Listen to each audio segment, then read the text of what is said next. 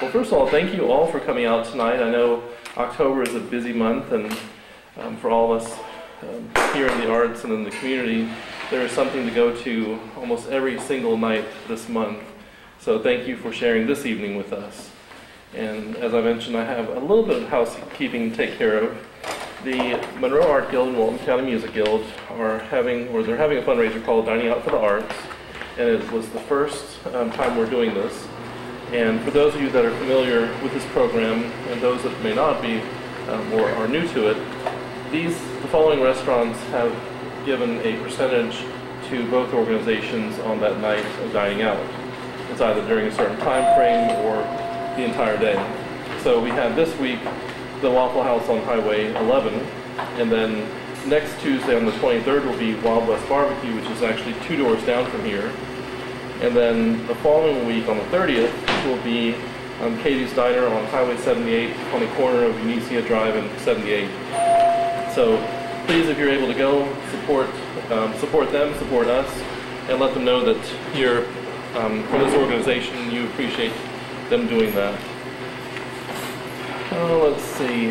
Then on Saturday, the downtown's having their Fall Fest, and I heard Loganville's having theirs too, so we're in competition. But after the Fall Fest, which we will have an artist market on Court Street, along with produce and other vendors for part of a farmer's market. And we'll have 6 artists from our group out there selling and promoting themselves, and we'll have our logo next to those tables. And that'll be from 10 until 4 for the artist part. I believe the produce part will be from 9 until 1. Then afterwards, join us at Rest Haven Cemetery for our 2nd annual Fall Cemetery Tour with guest tour host Nal Briscoe. And he's going to feature about 8 to 10 different people that are buried there. And last year we had Moyna Michaels, who is known as the Poppy Lady in the area. And it's just some of you may know some of the people, some may not, and it's not a scary tour, it's more of a history tour, and you'll learn a lot about people that shaped either the city, the county, the region, the state, or the nation. So it's only $10 for a ticket. And then the following weekend on October 28th, it's Sunday, the day after the Georgia-Florida game, because we had to plan accordingly, is the Walton County Music Guild's Georgia Boy Choir. They're coming from Atlanta, and they performed last year here at First Baptist Church, and tickets are $10 for adults, $5 for students. It's a wonderful chorus. They have on their YouTube page one of the songs they sang at the First Baptist Church. And this past summer they were in Scandinavia touring. I want to say the year before they were in England and maybe Asia touring. So to have such a wonderful group of about 30 to 40 young men performing, your boys I guess, it's really a wonderful treat to have, and we're excited to have those. $10 and $5. It's at First Baptist Church in the sanctuary, and that's at 5 o'clock on the 28th, which is a Sunday. All right, next postcard. All right, the next one is promoting the quilt show, which we're going to have in November and December. The show starts November 16th. The opening reception is November the 30th, which is a Friday. And this is the application form. So if you have a quilt that's been in your family, that you have worked on, as long as you didn't go to the store and say, ooh, it's a pretty quilt, let me put that in the show. That's not the quilt I'm looking for. It's more of quilts that mean something, that have a history, that have a story. And this is the application that you'd use to turn it in. And that will be, the drop-off will be November the 13th and 14th, which is a Tuesday and Wednesday.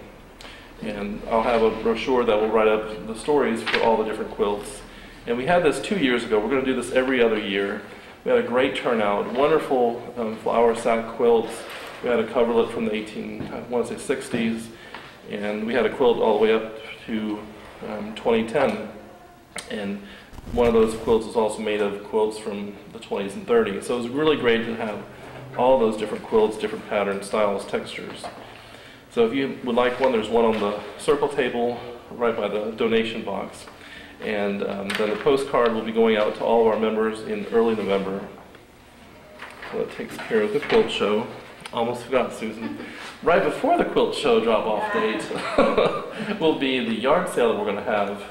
And that will be Friday, November 9th, and Saturday, November 10th. So if there's some fall cleaning still left to be done before the decorations come out, please feel free to give me a call, give me an email, and the drop-off for that will be the 6th, 7th, and 8th, which is a Tuesday, Wednesday, and Thursday. And then the sale begins Friday.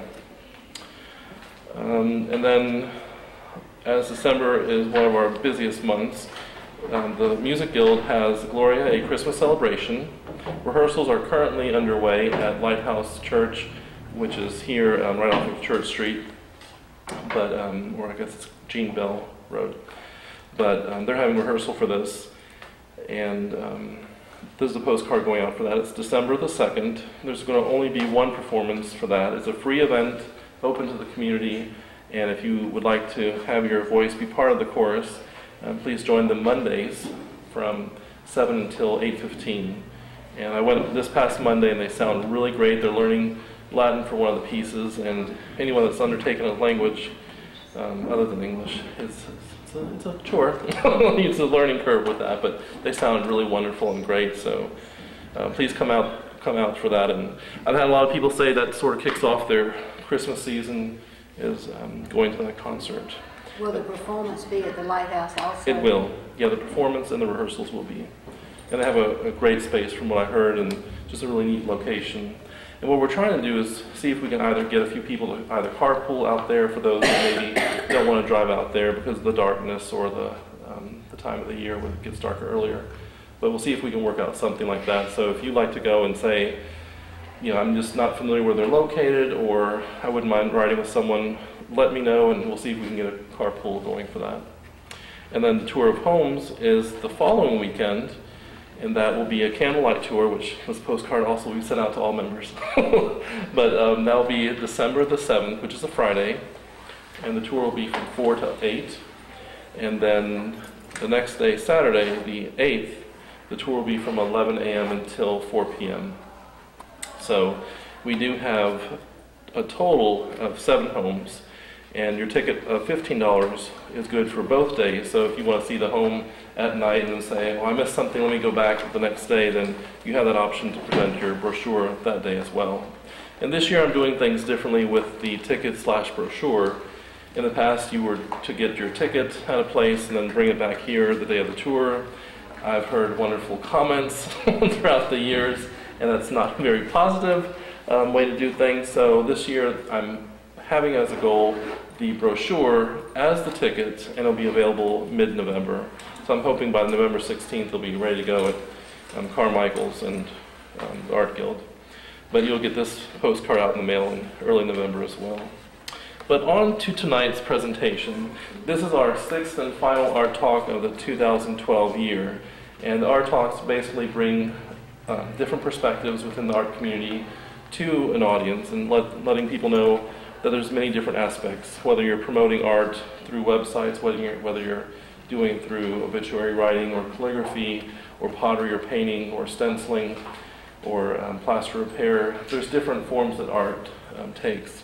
So tonight is Techniques for Photographing Your Artwork by Dan Toman. And I want to say thank you for our sponsors, which who are Dr. and Mrs. Wayne Halsey. So without their sponsorship, we wouldn't be able to send out these postcards to all of our membership, provide the reception food, and all those other expenses and flowers and so forth. So thank you so much for coming out tonight and being supportive of what we do. Am I forgetting anything, Susan? Okay, very good. All right, and please welcome Dan Toman. Hi, my name is Dan.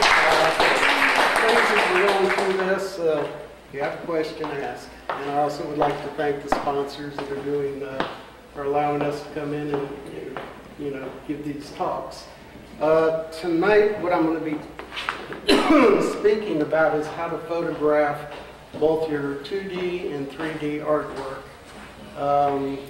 I don't know who to credit this definition of what the difference is between 2 and 3D artwork, but it was described 3D artwork or sculpture is what you bump into when you're backing up to look at the real art on the wall. Now, I am a sculptor, so I was like, But anyway, I've been doing this for quite a while, and I can't even begin to tell you how many hours and hours and hours I've spent trying to get things right. Because when Plato would first say, oh, photograph some of my paintings, I'd go out there and look a photo and come in, and she'd look at it and go, nope, not right. I'm like, okay, I'd check it, okay, it's off a little bit here. Because if photographing 2D artwork is actually very simple, it's technically very demanding. You have to have the plane of the camera and the plane of the canvas exactly parallel to each other. If you don't, if the painting's leaning a little like this, when you look at it in the picture, it'll be like this. You know, the other way, skewed back and forth. And while you as a photographer might not notice it, I will guarantee you the artist will. You know, this isn't right, do it again. So anyway, I came up with a lot of different ways, and this easel here has had a bunch of different lives.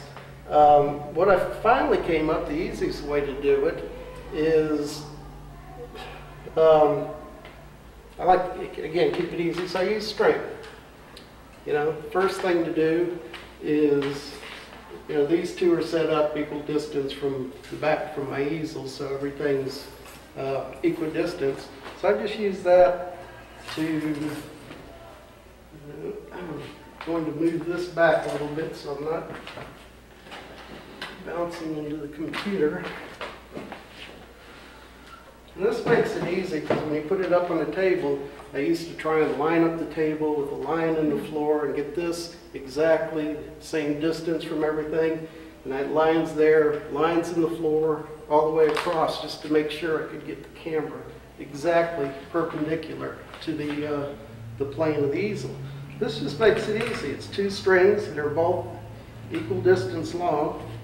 Run it to the center of the lens, and you're done. That's really all there is to that. And that basically lines your camera up perfectly with the easel. Now, there's still other adjustments we're going to have to make, but that takes care of probably the most difficult. When I came in, what I did was try and just using a level. You see, all I've got here is just a yardstick. You know, make sure that the easel's level to the ground. I got it pretty close. Your floor in here is very lopsided. Next, what I do is, you know, just measure two things: the diameter of the picture and the width. The width on this one is, I don't want to remember anything. 12 3/8. No, that's diameter. Okay, 17, so 8.5. I've got a place here marked in the middle. Just move the ruler to 8.5. Set the photo there. So now that part of it's square to the camera. It just holds it there. Now I like to measure. It's really pretty close. You want to make sure, you know, it's not leaning back and forward. So this type of a setup really just makes it just that easy. Whereas before with this easel, you know, you can't see all the back of it, but it moves, it tilts, it goes up and down. These screws go in back and forward. So I tried everything, and this was the absolute easiest way I came up with doing it. Next, Linda said 12 3/8. Now, on a painting like Linda's, you know, oils or acrylic, you can just measure a diagonal and put a little teeny piece of tape right on the painting. Don't tell the artist, they get all kinds of upset. So actually, an easier way, and I'll tell you why in a second.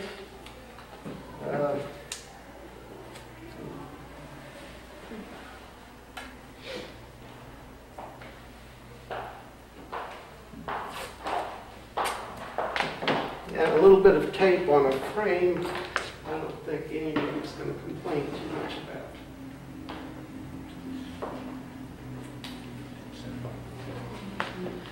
Now to get the exact center of that, I measured it earlier, which was 24 3/4, so 12 3/8. This is where I forgot my tape measure. I'm not gonna guess. You're not going to guess. You're going to measure this.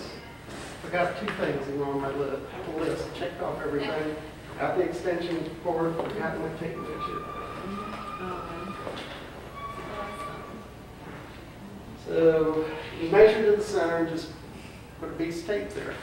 And you're fine. You've got the exact center of the picture. The picture's exactly centered with the camera because of the screen. It's exactly perpendicular to the ground, and you check that with the level. So the only thing you have left to do is make sure that the camera is level and completely perpendicular to the ground. One of the easier ways to do that, we're trying to go cost conscious tonight, is a little bubble level. They're like $12, $15, and they do a very good job. Now, fortunately, on this camera,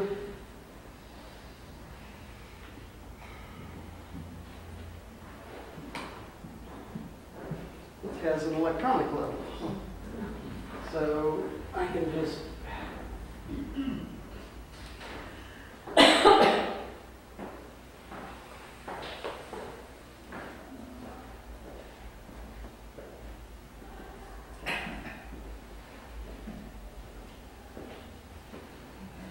only go one direction. I don't know if you all can see that. So it's right now it's perfectly level in both directions. Now all I have to do is get the exact center of the lens lined up on my thing that just fell. And I'll tell you the reason I went to using a string method instead of just putting a little tiny piece of tape on the middle is because every time I did that, I went and took the pictures and forgot to take the tape off. I'd go inside, bring it up, start to do the cropping and look real close. It's like,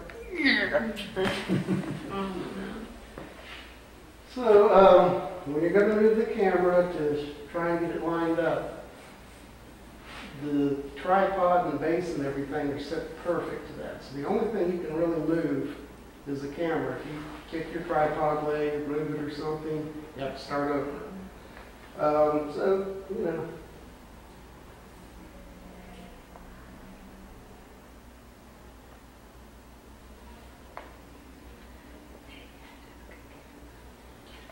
Now the way I have the camera set up on this one, you have many different focus points in there. You can have it do it automatically or manually. I just set it so that it only shows. Actually, let me see if I can get this to show up on the computer.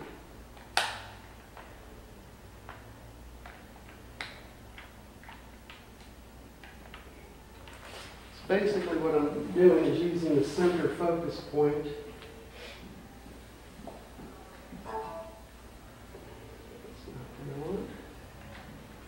And lining that center focus point up on that center spot in the photo.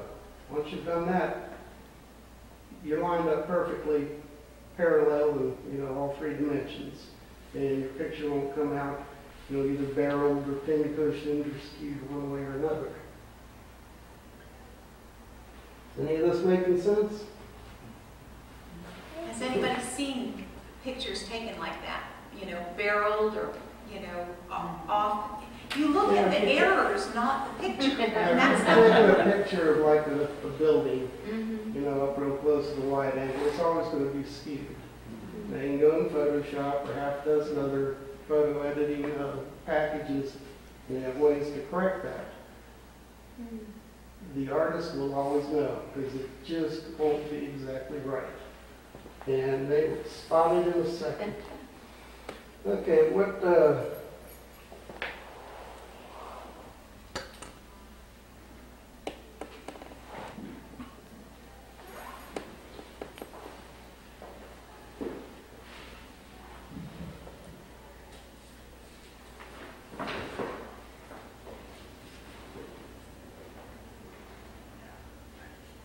what you're seeing here is what I'm seeing through the camera. Or at least it's supposed to be. And a square here is a whole lot bigger than the little square you see there. You can see the tape, and what we're trying to do is get it right in the middle there. It's sideways. Does anybody need to change their seat so they can see the computer? Yeah, you probably do. And we tricked you into one seat that is.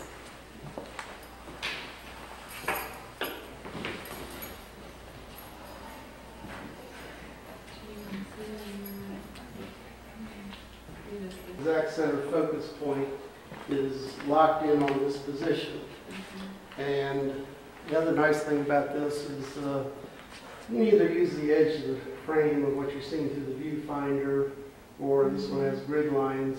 You can fine tune your tilt a little bit because this table, even though I have a ½ inch of stuff under this side, the table's still leaning a little bit. That's why you saw that it was crooked. Because the camera is completely level, but the picture is not. So you can, tweak it like changing, you're still keeping the plane the same, but you can turn, the camera a little bit. But the plane of the camera and the canvas are staying exactly the same. So you don't get any distortion. Basically then, it's just a matter, remember, take your center marker off, and snap your picture. So you go through that elaborate thing to get it mathematically in the right place, but your eye is the final judge. If it comes to push or shove, I trust the electronics. Like you always said, I'm a little skewed anyway. And just let the camera take a picture. Now,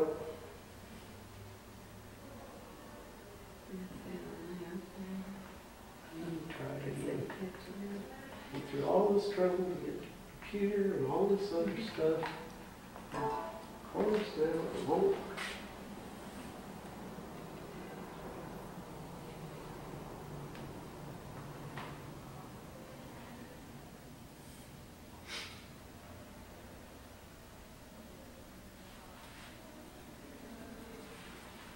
If anybody has questions, please ask. Because going through it like this, it actually, seems. As for lights, I found I do a lot of different things depending on the artwork. It's not reflective paint. I've just got one great big huge studio flash, which I use. But for doing it, yourself at home, or if you want to get into it, a small setup like this, with, you're talking $200 for the fluorescent types. Do not buy a tungsten type. They're very, very fragile. It's like regular light bulb. You look at them and they break, and they're already $9 a piece. And the heat is just not only unbearable for you. If it takes a while, it probably could damage the painting.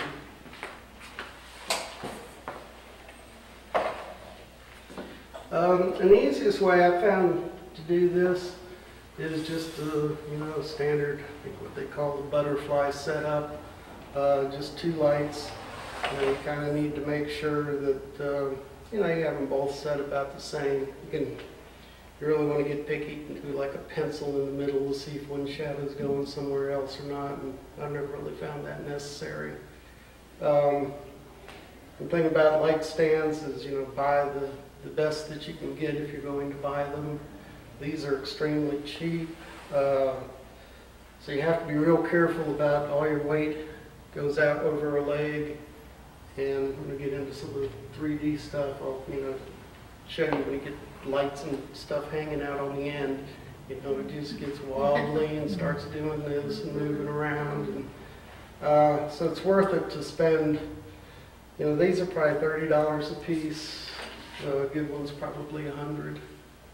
So that's the same. These lights are, like I said, very inexpensive, not really made for fluorescence, so you can see half the fluorescent light sticking out in front of the reflector, so you're losing all that light. It's really a big waste. Now these umbrellas that I'm using are fairly small.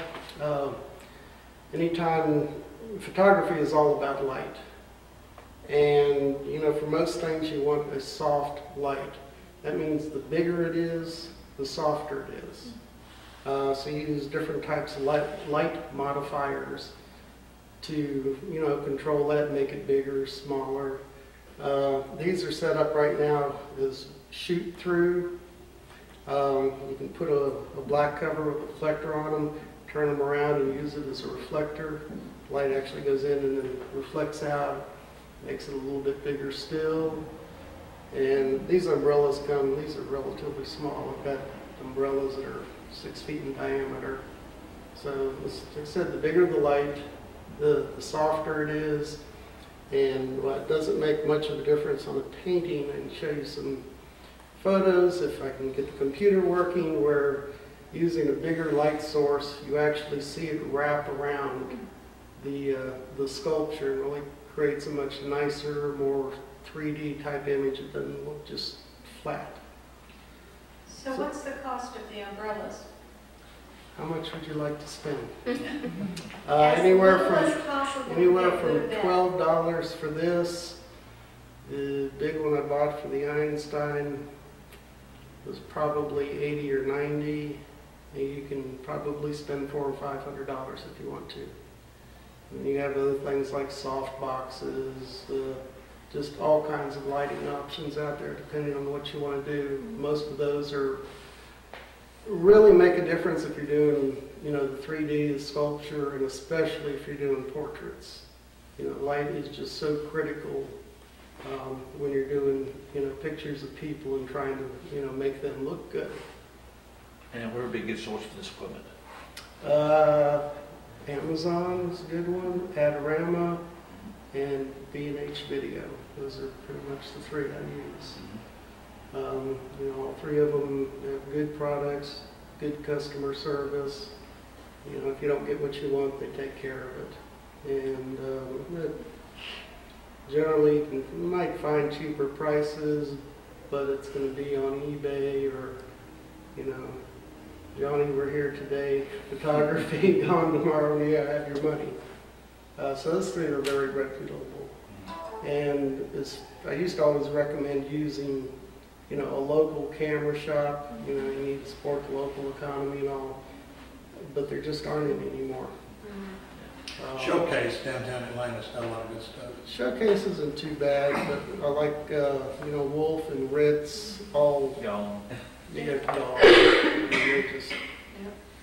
They just got so out of control, especially with prices and then customer service. And it was Wolf Ritz that got into it with Canon, and weren't paying their bills, so they lost all the Canon equipment. And that was. So couldn't you hire two teenage kids from the neighborhood and get 2 white umbrellas from Walmart? And No, you cannot. That would Big not. roast cake, Bob. You cannot. These are photographic umbrellas. They are of a very specific And the color. teenagers wouldn't be still. What's the wattage on the lights? the kids would like These are running about 45. What? You have some bigger ones that are like 70. Like I said, for most 2D artwork, I don't really find going much bigger necessary. And if I do, I have, like I said, I have some studio flashes. And I also have regular camera flashes, which you're probably familiar with. Is it just any fluorescent 45-watt light, no. No, It's it a has to be a photographic quality. They have a very specific color temperature, and they don't flicker. They're, price is getting better, but where one of the other ones might cost you $3 or $4, these will cost you $15. But you really have to have them. Now, the only other thing about taking photos like this, I'll tell you what I did with it. And now we're talking about life is a gray card.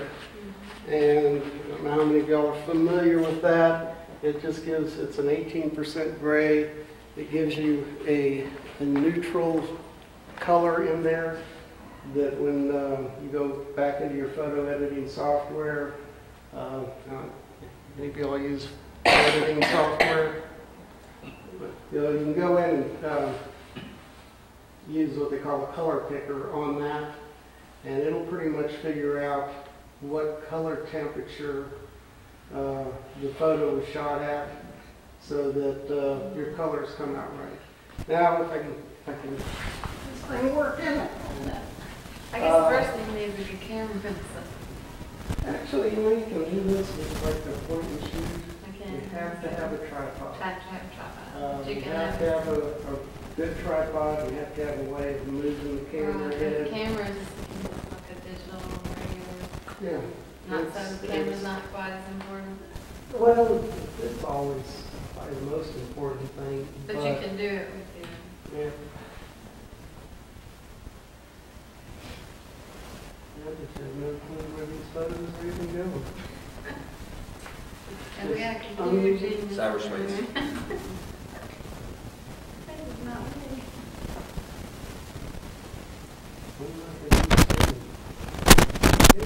It's set up so. Is there any computer genius in the room? It's Jackie's fault, she's pushing Halloween.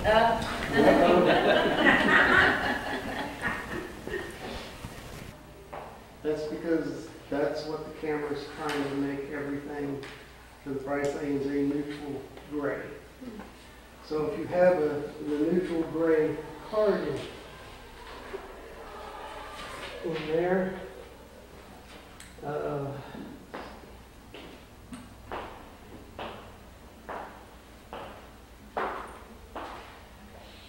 what I can do, this is a dropper I was talking about, and click on the gray, and can you see what it did to the color? And that looks, it's still a little, it's much closer. How much closer that is now to what was actually there. Can you go back for a second?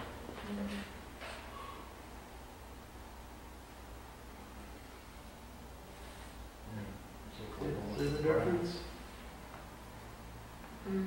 That's something And the reason for that is because we have all these different kinds of lights in here. The black ceiling's quite good. We have light reflecting off the walls, which is a different color. And that influences really, because you're not really seeing the color that's there, you're seeing what's reflected. Like most artists, like my wife, go, black is all color. Black is no color. White is all color. Which seems strange. Well, think about a prism and the sunlight coming through and reflecting the rainbow. Now, when you're mixing paints, and you get black and muddy, whatever, and that's because you're seeing what's reflected. So if you were taking this picture for real, would you just have those two umbrella lights And not that and way. not anything else? Yeah, there are ways around that. If you have 2 or 3 teenagers, Oh, the teenagers get worked out. or I could set this up with one of the other arms and hold this, and basically what you would do is come out and block out all the other light. Now this gets much more important when you're doing sculpture, because especially if it's still a reflective surface on it, really get the most crazy reflections on there that you can't do anything back there. I do glass. Glass is a whole, And I can help you with I that. do 3D glass. I can help And you photograph that. good, yeah, because it's reflection is awful. Yeah. Now the other thing, now we're getting around to this, is always use a polarizing filter. It can immediately solve probably 80% of your reflection problems. Now on this one, you know, it's not going to make any difference where I turn it, because that's really not a reflective picture or frame. I was going to bring one that was a lot more reflective. I had a nice cherry frame that I made for it, and I'm not going to tell into this, but I dropped it and broke the frame.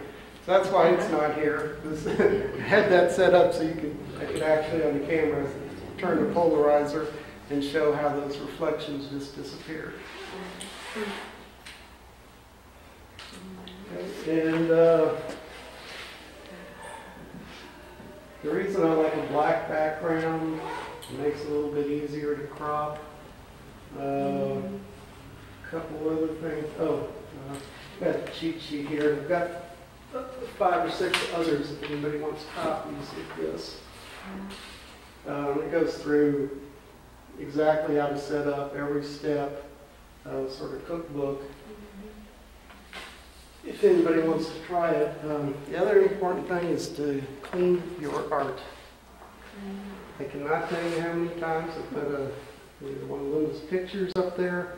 You know, around where we live, you leave something sit for a day, there's going to be a spider web on it. You know, especially 3D stuff, you know, dust, dirt. And when you get it on the computer and you're looking at it, you're just going to go, oh, here I go again. Remember to take a piece of tape off, but now I have dirt everywhere. You know, if you're just doing, you know, really small files to email or put on a, you know, a little one for a website or a newsletter, it's not that much of a problem. But if you're, you know, wanting to do a portfolio, you know, it'll just glare. You might as well take a magic marker and go on like that, because that's the first thing anybody will look at is that big piece of dirt or a little piece of cobweb or whatever. So clean your art. You need to use compressed air. What I found is just a nice little. None of you all have any brushes, right? And you know, just don't have to do it hard. If you're doing pastels or something, that probably wouldn't work. But for most things, I mean, that's very important, is get your art clean. Can't tell you how many times I've had to reshoot stuff because I've missed a little piece of dirt, a little piece of a spider web, or something like that. Any more questions about 2D art? I think I've made it look fairly simple. I said once you get the setup, it is. I mean, right now, all I have to do is keep putting pieces of art up there, move the camera up and down, and I have everyone named. But getting, you know, to this point is going to take you 30 minutes or so. It used to take me 3 hours to get it all set up. Of course, I'm an angel perfectionist engineer in the form of life, so. But it does make a difference. And if you're doing it for someone else, other artists, they will notice. If it's not color corrected, they will notice. Did you make the easel? Yeah. Yeah. Yeah. You can use any really, you know, commercially available ones that are, you know, vertical. And I think most of those have enough movement. Of course, not the ones that are in a triangle. But like I said, I went through a lot of different things trying to find an easy way to do this. And then finally one day sitting there, the string method dawned on me. It's simple, it's quick. And as long as 2 pieces are equal length, it works every time. You know, even if I turn that whole thing sideways, it put me about right over there, but it'd be perfect where I need it to be. So then if you're working in a room that has windows, you should pull the shades down and just get as much light out as possible? Yes, it's sometimes very, very difficult to do, and you can spend a lot of time with a gray card if afterwards trying to correct everyone. Sometimes if you're doing 8 or 10 and the light conditions are the same, you can correct one and then just apply it to the other, so it's fairly quick. But then again, it might not always work. So you're better off taking them at night? Yes, or just have a studio that you can block out most of the light, which is what I try and do. I have fluorescent lights in the studio and then a couple windows which have got real thick curtains on. And still, when I'm doing the 3D stuff, it just causes me fits. Basically you have to turn all the lights off, and then you're working in almost dark, because with a lot of that I use either the strobes or flashes, and then you can't focus because you don't have any light. So took a picture and put it on a white wall and tried to take a picture. I've tried that. I've never been able to get it completely parallel. It's going to be hanging on the, a nail or a hook or something, so the picture's going to be, a little off somewhere. So walls I found are, in fact, that's sort of what I tried with this to begin with. Just did not work very well. What about if you're doing a big piece, a big canvas, a very large canvas?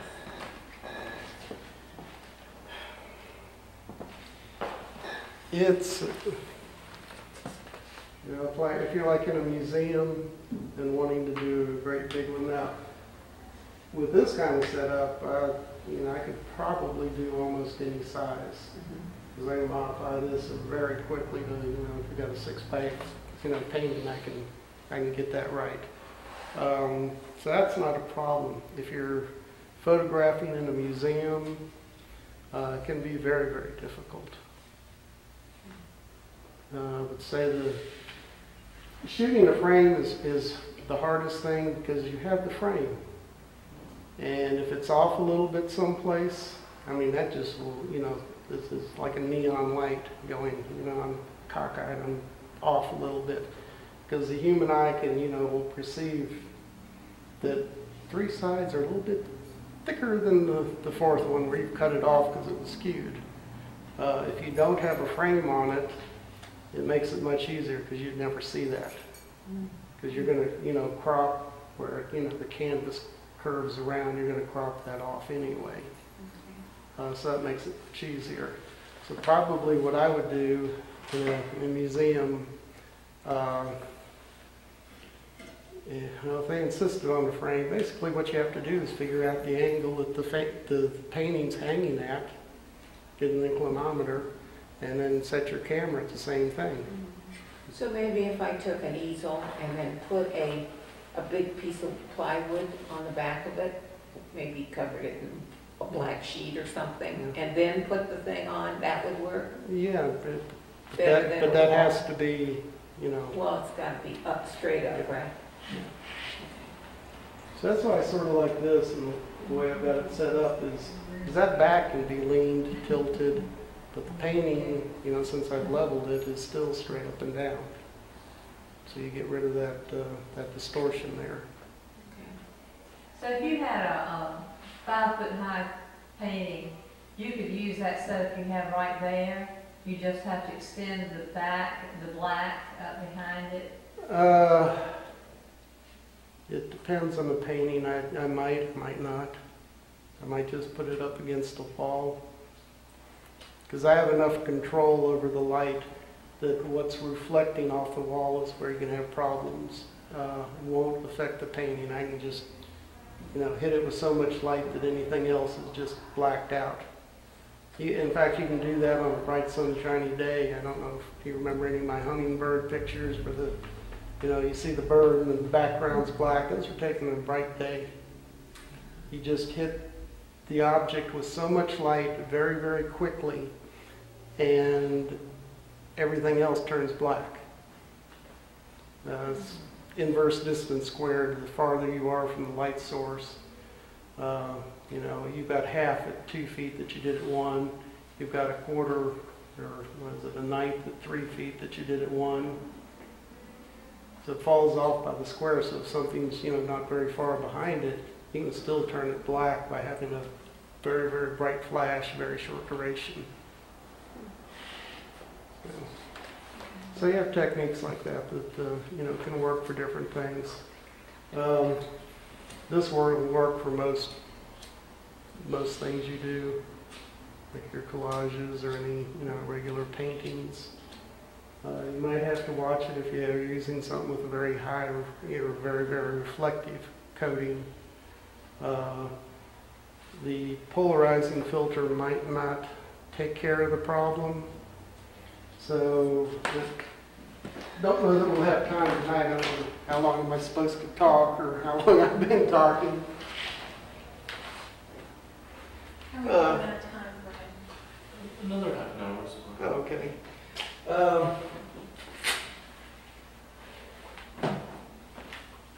I've always really kind of liked using flashes. The advantage to the continuous light is what you see is what you get.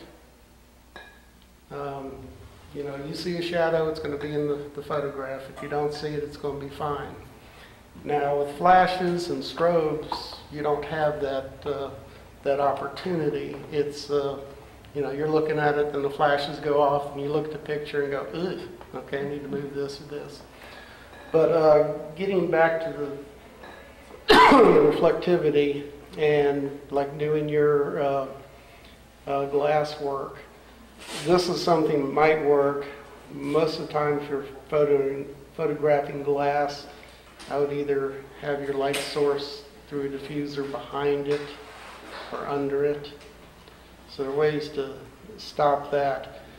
But what I do quite a bit with some of my wood turning, it's very, you know, it's, or the stone sculpture especially, which has a very glossy surface, which I can show you on the computer in a minute. We'll start talking about that. The way I can get rid of almost all of any reflection is I'm using a polarizer on the camera, and you know, light's both a particle and a wave, and a polarizer, you know, it's going like this. It cuts out one or the other. And so that cuts down a lot of the reflection. Now, what I did here, my little homemade job, is I got some polarizing screen and put, you know, had to make a little box. When I first tried this, I put that stuff right on the end of this and it burned a hole through it. Live and learn. But anyway, what I do is, you know, set the flash up to shoot like this, you know, look through the camera, turn the polarizer on there so that this turns black. Then when you take the picture,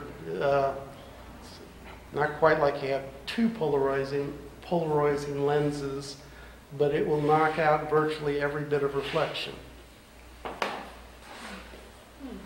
So has its drawbacks. You take an awful lot of pictures trying to get things right and move your flash just where you need to be. Other problems, you can't use any light modifiers because once it goes through the light modifier, all the light waves are going to be going every direction again, so you might as well not have a polarizer to begin with. So, unless you want to buy a great big one to put in front of it.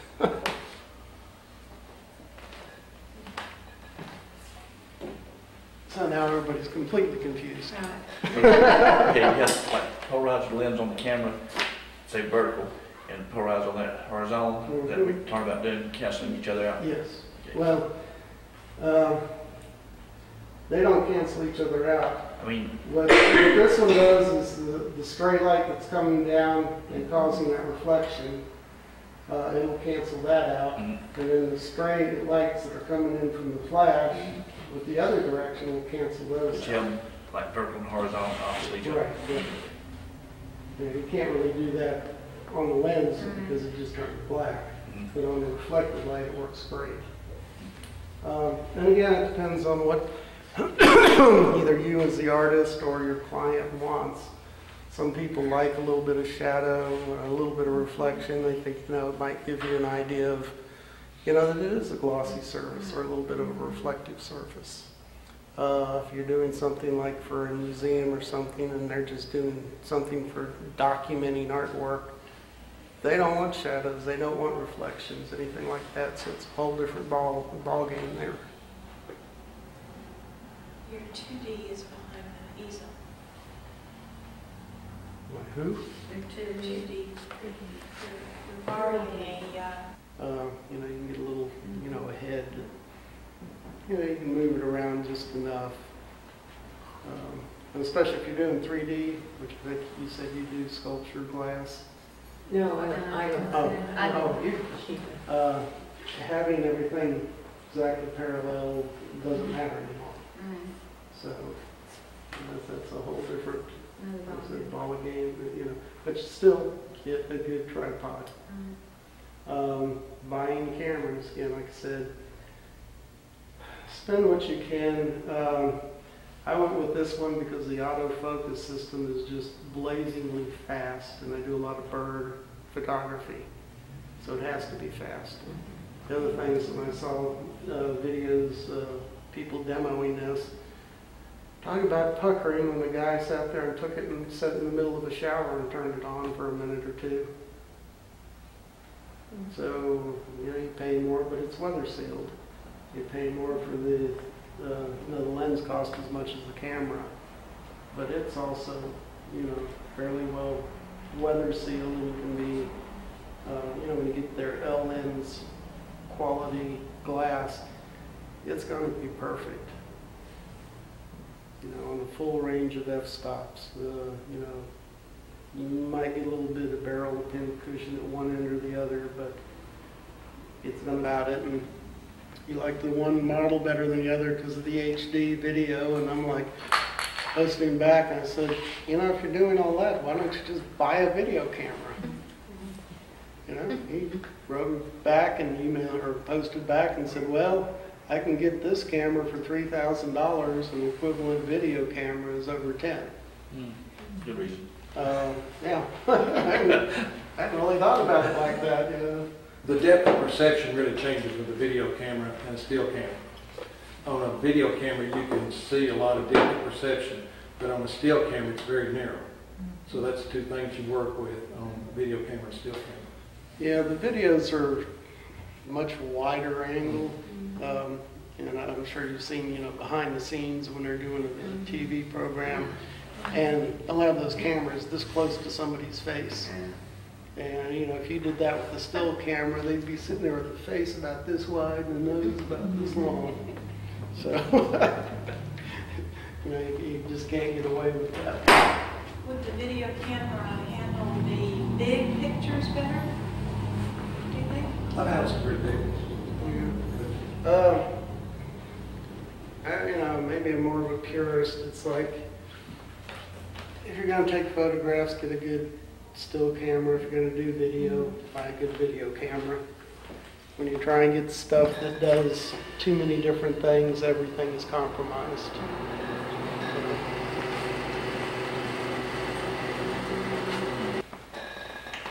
Much more about the lenses.